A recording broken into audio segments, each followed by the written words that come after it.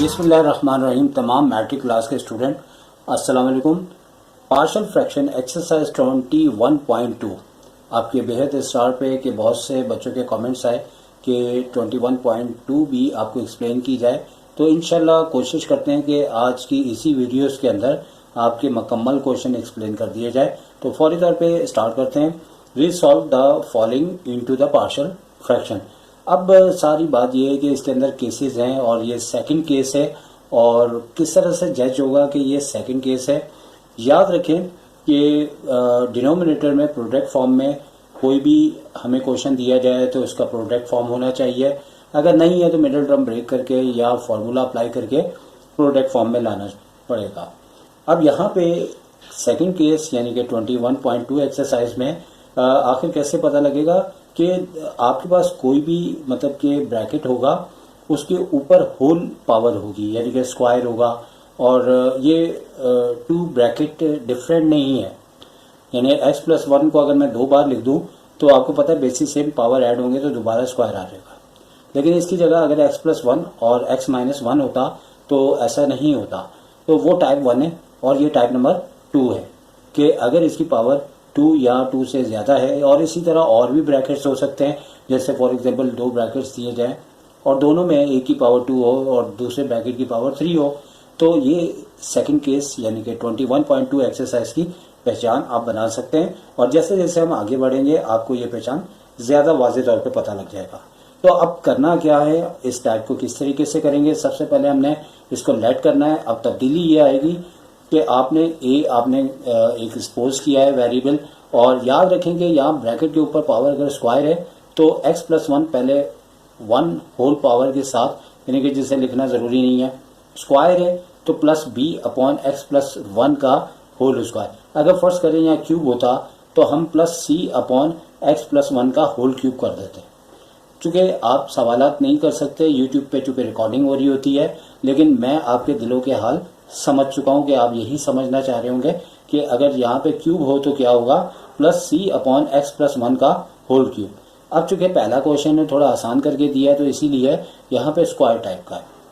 अच्छा, अब फर्दर ये है कि इससे नंबर 1 पहले भी हम कहते थे, अभी भी हम कहेंगे, और उसी तरह से हमने यहाँ पे एलसीएम ले लिया। और एलसीएम लेने के बाद जो डिनोमिनेटर के दोनों साइड के हैं ये कट होने के बाद आपके पास ऐसा है कि इस बार थोड़ा सा आपको रद्दबदल करना पड़ेगा। जैसे कैपिटल ए है आपके पास, ये आपको ब्रैकेट के अंदर दोनों से मल्टीप्लाई कर देना है, और करने के बाद बी चूँकि अकेला है ऐसे ही रहेगा। और उसके बाद एक प्रोसेस आपको करना पड़ेगा कि यहाँ पे आप ये देखें कि ए एक्स सिंगल टर्म में, यानी कि जिसमें x की पावर 1 है, जबकि a और b के साथ कोई x नहीं है, एज अ ओनली a और b है, कोई x वेरिएबल्स नहीं है। तो हमें करना ये है कि अभी चूंकि ये पहला क्वेश्चन है, काफ़ी सिंपल है, तो मैं आपको पूरी तरह इसको वाज़ेह नहीं कर पा रहा, लेकिन फिर भी मैं कोशिश कर रहा हूँ कि आपको समझ आ जाए। अगले क्वेश्चन में तो आपको बहुत ही बेहतर समझ आ जाएगा। यानी ए एक्स है, इसको हमने सेपरेट लिखना है। अगर कहीं और भी एक्स होते हैं तो उनको एक साथ लिखते हैं, और a+b है, दोनों के साथ कोई भी x नहीं है, उसे हमने ब्रैकेट में लिख लिया और इसको हमने शक्ल नंबर 2 कहना। तो जैसे कि 21.2 में हो रहा था, यहाँ पे आपको थोड़ी सी तब्दीली हो जाएगी। वो इस तरीके से होगा कि यहाँ पे आप देखिए कि हमारे पास क्या लिखा हुआ है, ax, और यहाँ पे देखें इक्वल्स टू से पहले आपको क्या मिल रहा है, 4x। तो हमें करना क्या है कि अब यहाँ पे हमारे पास प्रोसेस है कि हम 2 तरीक़ों से कर सकते हैं। इस तरीके से भी कर सकते हैं, या फिर आप जैसे पहले करते आए कि x+1, यानी कि देखिए अब मसला ये आ रहा है कि x+1 2 जगह आ रहा है, तो पुरानी वाली टेक्निक नहीं चलेगी कि हम यही वैल्यू रखें। अगर आप x+1 से वैल्यू बना के x-1 रखते हैं, तो जैसे ही आप रखते हैं तो यहाँ पे आपको एक वेरिएबल का आंसर मिल जाएगा। और वो किस तरीके से मिलेगा, वो इस तरीके से मिलेगा कि आप इसके लिए ये बात याद रखें कि ये प्रोसेस भी इसमें करना लाजमी है, लेकिन इससे ऊपर प्रोसेस को अगर इसको एक और नाम दे देते तो बहुत बेहतर होता। तो जैसे हम पहले कर रहे थे, क्योंकि x+1 जो है वो स्क्वायर की वजह से दोनों के नीचे आया है, और ऐसा नहीं हो सकता कि पहले पैटर्न की तरह, पहले केस की तरह इसका आंसर आ जाए। हम एक वेरिएबल्स तो फाइंड आउट कर लेंगे, जैसे कि x+1 इक्वल्स टू, यानी कि वैल्यू आ जाएगी x इक्वल्स टू -1, और नंबर 2 में इधर के बजाय हम जैसे पहले करते थे इधर रखेंगे, x की जगह हमने -1 रखा, और -1 जैसे हमने रखा तो ये -1 हो गया। और आगे a+b जो है, ये दोनों हमारे पास जो है वो सेम टू सेम रहेंगे, क्योंकि यहाँ पे कोई भी हमारे पास वेरिएबल्स एक्स नहीं है, तो इसकी वजह से ये डायरेक्ट रहेंगे। फिर ए से ए कैंसिल हुआ, बी की वैल्यू आपके पास यहाँ पे मल्टीप्लाई करके -7 आ गई। अब आपने फर्दर आगे ये करना है कि आपने कि यहाँ पे जो हमारे पास रिलेशंस बने हुए हैं, जैसे ए एक्स है, यहाँ 4x है, अगर आप चाहते तो ये पहले भी डायरेक्ट कर सकते थे, लेकिन कई क्वेश्चंस के कई कई तरीक़ेकार होते हैं। और यहाँ पे आपने जैसे कि ए की ब्रैकेट 2 टाइम आ रहा है, तो एक ब्रैकेट से आप एक वैल्यू तो पता कर सकते हैं, लेकिन दोनों वेरिएबल्स की, या अगर यहाँ क्यूब होता तो आप तीनों वेरिएबल्स की वैल्यू को फाइंड आउट नहीं कर सकते थे। लेकिन अब आपको ये करना पड़ेगा, जैसे ए एक्स लिखा है तो यहाँ पे 4x लिखा है, तो ए को जो है 4 के इक्वल ले सकते हैं और डायरेक्ट 4 भी आंसर आ सकता है। या फिर जैसे हम लोग इस तरीके से भी कर सकते हैं, क्योंकि बी की वैल्यू आई है, जो पैटर्न यहाँ पे चल रहा है a प्लस बी, तो वो हमने यहाँ पे लिखा और बी की वैल्यू जैसी हमने पुट की तो हमारे पास जो है a जो है वो 4 आ गया। लेकिन अगर हम चाहते तो इस क्वेश्चन को ये वैल्यू रखे बगैर भी फाइंड आउट कर सकते थे कि a को 4 के इक्वल ले लेते और इसी तरह a प्लस बी को -3 के इक्वल लेते, तो आपके पास जो है वो दोनों आंसर यही आते। इसी वजह से एक्सप्लेन करते हुए, मैं दोनों बातों को मद्देनज़र रखते हुए, थोड़ा सा आपको समझाते हुए, दोनों बातें मेरे जहन में आई। याद रखिए, जब टीचर हो या स्टूडेंट हो, एक से ज़्यादा मेथड आते हों तो यकीनी तौर पे बंदा कंफ्यूज भी हो सकता है, पढ़ते हुए भी और पढ़ाते हुए भी। लेकिन आगे वाले क्वेश्चन से आपको और वाज़ेह हो जाएगा। मैंने इस क्वेश्चन को पूरा एक्सप्लेन किया। ए और बी वैल्यू जैसे ही आई, आपने आप पता है कि नंबर 1 शक्ल में ए और बी की जगह रख देंगे और जैसे ही रखेंगे इसका आंसर आपको मिल जाएगा। तो अब यहाँ पे ए और बी की वैल्यू हमने रख दी है, और रखने के बाद हमने जैसे पहले आंसर निकालते थे उसी तरह हमारे पास ए 4 के इक्वल है और बी -7 के इक्वल है। तो तमाम स्टूडेंट, अगर इस क्वेश्चन में थोड़ा बहुत आपको प्रॉब्लम नज़र आ रहा है तो इंशाल्लाह सेकंड क्वेश्चन के अंदर आपको ये प्रॉब्लम हल हो जाएगा। और तवज्जो से देखें और आगे वाला सेकंड क्वेश्चन एक्सप्लेन करते हैं।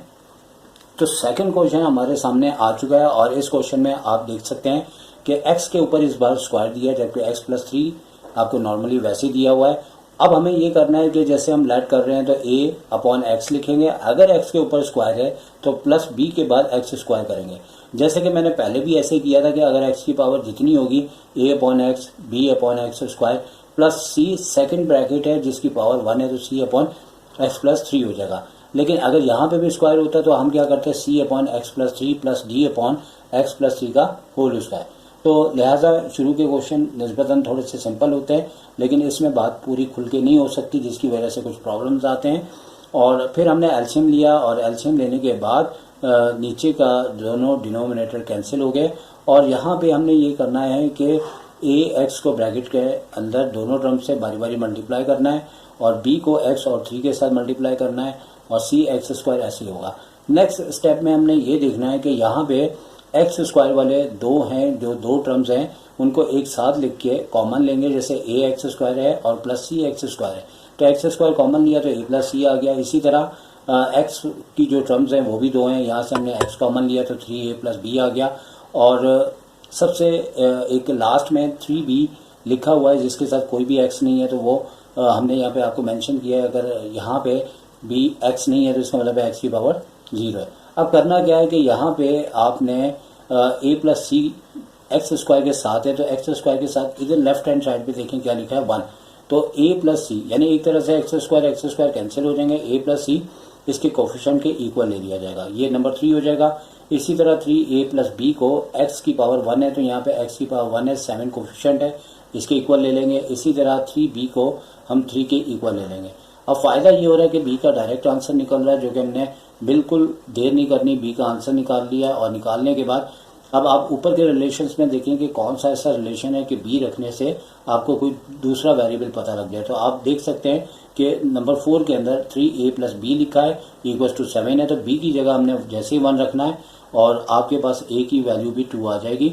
अब a आपके पास आ चुका है, b आपके पास आ चुका है, तो अब आपने c फाइंड आउट करने के लिए, जैसे कि a + c = 1 है, तो हमने इस थर्ड रिलेशन में a की वैल्यू रखी तो यहाँ से हमें c भी हासिल हो गया। और जैसे c की वैल्यू हासिल हुई तो जैसे हमने 21 एक्सरसाइज पॉइंट 1 में किया था, बिल्कुल उसी तरह a की, b की और c की जगह वैल्यू रखने के बाद आपके पास आंसर आ जाएगा। तो यकीनी तौर पे पहले क्वेश्चन के बाद दूसरे क्वेश्चन में आपको पहले से थोड़ा सा ज़्यादा वाज़ेह हुआ होगा। अब नंबर 3 पे को एक्सप्लेन करते हैं। अब नंबर 3 क्वेश्चन आपके सामने आ चुका है और यहाँ पे पहले क्वेश्चन की तरह आपको एक ही ब्रैकेट दिया है, पहले स्क्वायर में दिया था, आप क्यूब में दिया है और यहाँ पे a अपॉन लेट करेंगे तो a upon x minus two 1 power x minus two square whole square x minus c upon x minus two का होल क्यूब।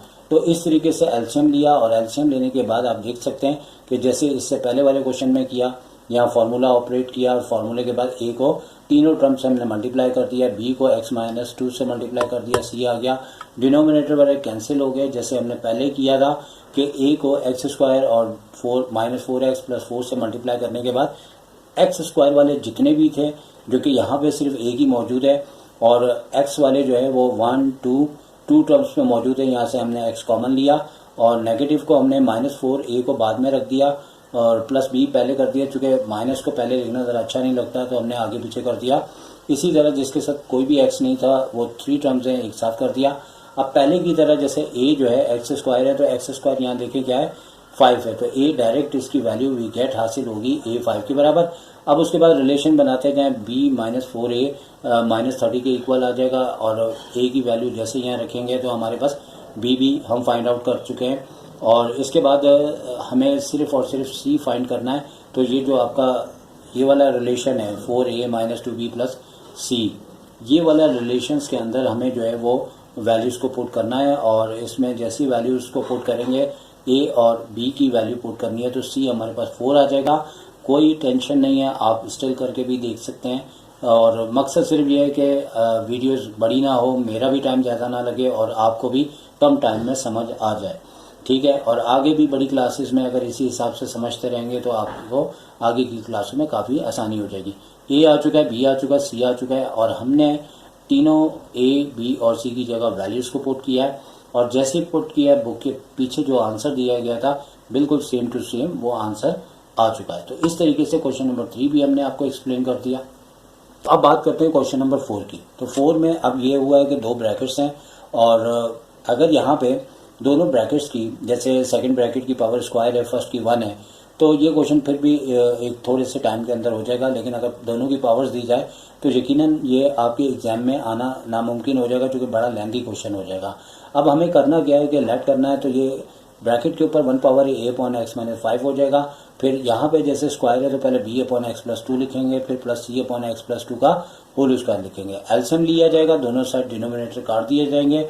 अब तक जो करते आ रहे हैं कि हमने यहाँ a प्लस बी का होल स्क्वायर के फॉर्मूले से इसको ओपन किया है, फिर a तीनों से मल्टीप्लाई होगा, b इन दोनों ब्रैकेट्स को हम जैसे छोटी क्लासेस के अंदर मल्टीप्लाई करते रहें, करने के बाद जो हमारे पास ब्रैकेट्स आएगा और b तीन हर टर्म से मल्टीप्लाई हो जाएगा, a भी हो जाएगा, जबकि हमारे पास सी एक्स और माइनस के 5c यानी कि ये वाला ब्रैकेट मल्टीप्लाई हो रहा है। फिर हमने करना क्या है कि एक्स स्क्वायर वाले हमें दो टर्म मिली हैं, दोनों को साथ रखा है और एक्स वाली 3 टर्म्स मिली हैं, एक साथ रखा है और जो कांस्टेंट या एक्स की पावर 0 वाली टर्म्स हैं वो हमें 3 मिली हैं। अब यहाँ पे भी बिल्कुल उसी तरह a प्लस बी को हम यहाँ पे एक बात नोट कर लें कि ये असेंडिंग ऑर्डर में लिखा है, यानी पहले x की पावर 0 है, फिर 1 है, फिर स्क्वायर है, लेकिन a प्लस बी के साथ x स्क्वायर है तो यहाँ पे कोफिशिएंट -1 है तो हमने उसको देखना है। लेकिन इससे पहले आप ये कर सकते हैं और इसमें करना पड़ेगा क्योंकि मैं आपको एक बात इसमें वाज़े बता दूं कि इसके 2 मेथड हैं और अगर दोनों मेथड में जो है बाजू का आपको एक चेंजिंग करनी पड़ती है। जैसे इस क्वेश्चन के अंदर आप x माइनस 5 जैसे कि आपने 21.1 की थी तो वहाँ से वैल्यू बना के आप जो है अपने रिलेशन नंबर 2 के अंदर आप वैल्यू रख के किसी एक वेरिएबल की वैल्यू को फाइंड आउट कर सकते हैं और चूँकि x माइनस 5 a के नीचे है तो यकीनी तौर पे a की वैल्यूज़ हमारे पास यहाँ पे आ जाएगी जो कि आप देख सकते हैं 2 आई हुई है। और चूँकि अगर यहाँ पावर स्क्वायर हो या डिफरेंट ब्रैकेट हो तो 21.1 और 21.2 की दोनों टेक्निक्स को साथ साथ चलाना पड़ता है। जैसे ये ब्रैकेट है, इसकी पावर 1 है तो हम x की -5 इक्वल्स टू 0 करके इसकी वैल्यू रख के हम a का वेरिएबल निकाल लेंगे। अगर ऐसा नहीं करते और डायरेक्ट हम इसको इस तरह से लेते हैं कि जैसे यहाँ पे a प्लस बी को इसके इक्वल ले लिया, यहाँ पे 4a minus 3b plus c को हमने 21 के बराबर ले लिया, तो अगर कोई एक भी वेरिएबल हमारे पास नहीं आता अगर तो वेरिएबल का डायरेक्ट आंसर आ जाता, जैसे यहाँ पे a प्लस बी नहीं होता, सिर्फ a होता या सिर्फ b होता, तो फिर हम ये जो वैल्यू x माइनस 5 है अगर इस तरह ना भी करते तो कोई टेंशन नहीं थी, क्योंकि अगर यहाँ सिर्फ a होता तो यहाँ पे वो -1 के बराबर आ जाता। फिर यहाँ पे दो रिलेशन होते तो a रखते तो सेकंड आ जाता, लेकिन यहाँ पे ऐसा नहीं हो पा रहा। इसी वजह से हमें 21.1 के केसेस की तरह यानी एक्सरसाइज की तरह हमने x माइनस 5 की वैल्यू रख के हमने a वेरिएबल्स की वैल्यू को फाइंड किया है। और सेकंड जो रिलेशन है हमारा, बल्कि फर्स्ट रिलेशन हमने a प्लस बी का यहाँ पे बनाया हुआ है नंबर 3 कह के, और यहाँ पे हमने a की वैल्यू रख देनी है जो आगे जाके हमने रखी होगी। तो यहाँ पे हर टर्म के लिहाज से हमने बनाया हुआ है, रिलेशंस बनाया है, इसको हमने 21 के बराबर का है। और ये जो कांस्टेंट है जिसमें x की पावर 0 है तो यहाँ 18 के इक्वल लिया है। 3, 4, 5 हमने तीनों नंबरिंग कर दी है। और इसको आगे जाके बिल्कुल वही टेक्निक है जैसे यहाँ पे ही, जैसे अगले पेज पे जाने से पहले जैसे मैं बता दूं कि A2 जो है हम यहाँ रखेंगे तो B का आंसर आ जाएगा, और A और B के बाद यहाँ पे A और B की वैल्यू रखने के बाद C की आ जाएगी। लेकिन याद रहे कि ये दोनों रिलेशन हमने बना लिए हैं, लेकिन A, B, C के दोनों रिलेशन है, जो आसान होगा वहाँ वैल्यू रख के आंसर निकाल देंगे। तो यहाँ पे A की वैल्यू रखने के बाद हमारे पास B की वैल्यू आ चुकी है, और फिर A और B दोनों को रखने के बाद जैसे कि मैंने आपको बताया था कि हमारे पास 4, 5 रिलेशन A, B, C तीनों वेरिएबल्स के थे, लेकिन इसमें से इसके कोफिशिएंट ज़रा छोटे थे जिसकी वजह से हमने इसको सिलेक्ट किया। दोनों से आंसर आपका सेम आएगा।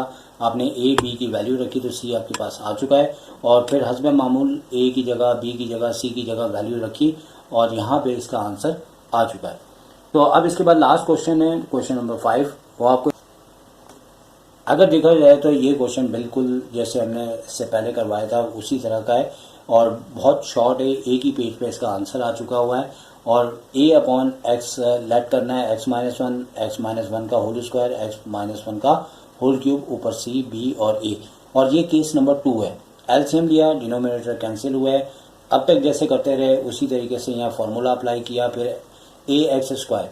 याद रखें कि एक आपको मैं इसकी ट्रिक बता देता हूँ, जो कि दो मेथड हैं कि x माइनस 1 की भी वैल्यू रखी जा सकती थी, कोई मसला नहीं था। लेकिन अगर सिंगल वेरिएबल्स की वैल्यू आ रही है और हमारा मसला हल हो रहा है तो हम इस तरह से कर लें तो ज़्यादा बेहतर है कि a जो है वो 1 के बराबर है। अब यहाँ चूँकि देखिए दो वेरिएबल्स हैं a और b, तो a की रखेंगे तो b की वैल्यू आ जाएगी, तो a और b आने के बाद यहाँ पे भी मसला हल हो जाएगा। वरना एक इसका तरीका ये भी था कि x माइनस 1 की एक बार वैल्यू रख सकते हैं कि x माइनस 1 इक्वल टू 0, तो एक बार वैल्यू रखने से भी आंसर यही आता। लेकिन फर्स्ट करें यहाँ पे एक्स स्क्वायर के साथ a, b या c तीनों वेरिएबल्स होते हैं, इधर भी होते हैं, इस साइड भी होते हैं, तो फिर ये x माइनस 1 इक्वल टू 0 की वैल्यू फिर इस सूरत में रखना मस्ट हो जाता, जैसे कि फर्स्ट क्वेश्चन में मैंने ऐसा किया था। लेकिन फर्स्ट क्वेश्चन में ऐसा ना भी करता मेरा मसला हल हो जाता। तो लिहाजा कहने का मतलब ये है कि यहाँ पे a जो है वो 1 के बराबर आ गया, और इन दोनों को यानी कि x है तो यहाँ पे -1 लिखा है, तो आपके पास -1 के इक्वल इसको लिख दिया जाएगा। इसी तरह इस रिलेशन को 3 के बराबर लिख दिया जाएगा। लेकिन एक सवाल पैदा होता है जो आपकी तरफ से हो सकता है आपके जहन में आ रहा हो कि कभी कभार ऐसा होता है जैसे यहाँ x की पावर 1 है और यहाँ पे x स्क्वायर के बाद +3 होता है, x होता ही नहीं, तो फिर इस सूरत में उसको 0 के इक्वल ले लिया जाता। क्योंकि अगर कोई वेरिएबल यानी x की पावर 1 नहीं है, या x स्क्वायर नहीं है, या x क्यूब नहीं है, तो उसका कोफिशिएंट 0 है, और 0 से वो 0 हो जाता है, जिसकी वजह से कोई भी वेरिएबल अगर यहाँ मिसिंग है तो आप उसको 0 के इक्वल ले सकते हैं। अब हमने जैसे कि चारों क्वेश्चन एक्सप्लेन किए, वही तरीकाकार, वही प्रोसेस आप देख सकते हैं। आप इसका स्क्रीनशॉट ले सकते हैं। आपके पास a की वैल्यू, b की वैल्यू दोनों निकल आई, फिर उसके बाद c की भी निकल आई, और बिल्कुल चारों क्वेश्चन की तरह से और एक्सरसाइज 21.1 की तरह a, b, c की वैल्यू रखने के बाद हमारे पास ये आंसर आ चुके हैं। और तो सर शायद को इजाज़त दीजिए। टेक केयर, अल्लाह हाफ़िज़।